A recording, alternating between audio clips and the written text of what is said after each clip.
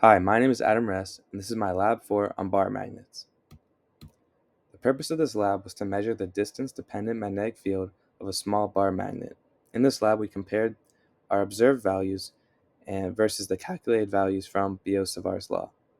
A preview of our results shows that n equals negative 1.984, and the magnetic dipole moment equals 3.365 ampere meters squared.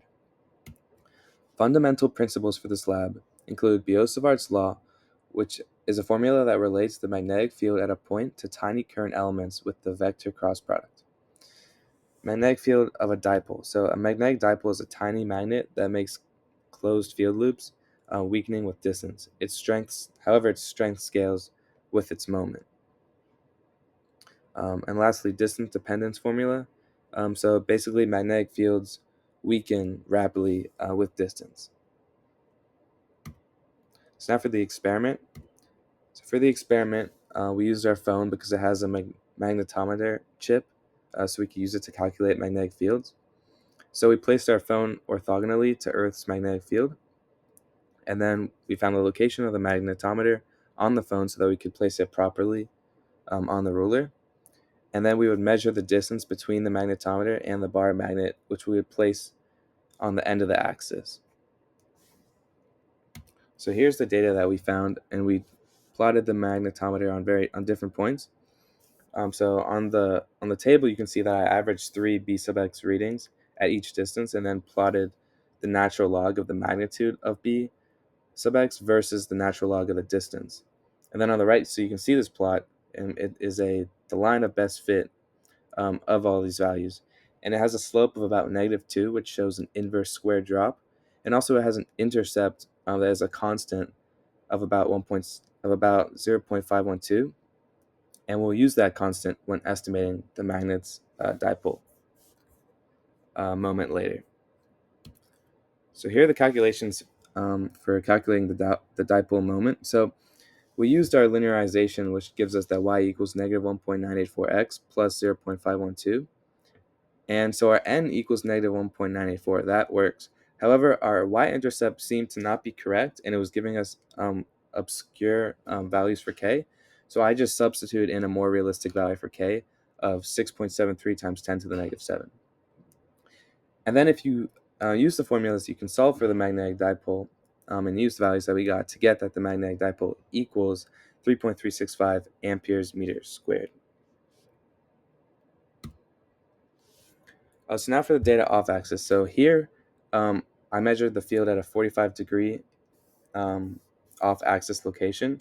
I recorded the phone's 3 magnetic components, subtracted Earth's background from the sideways component, and then combined the components to get the net field. The average result gives a consistent off-axis strength that will compare to the dipole prediction at 45 degrees. So now we used our GlowScript program to visualize this. So first we put in our initial conditions, which is the values that we found. So we put in our magnetic dipole moment of 3.365 ampere meter squared, which you can see is put in there.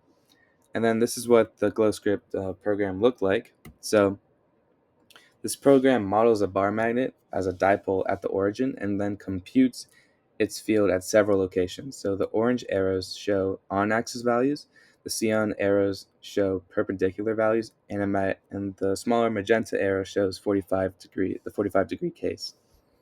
The arrow direction gives field direction, and the length, which is scaled, shows the relative strength of the field. It also prints the vector field so you can compare the magnitudes.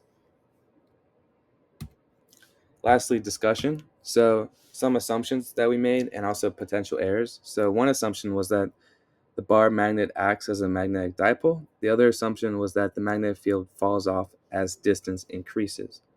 And then some potential sources of error is that other objects nearby could influence the magnetometer if we weren't careful.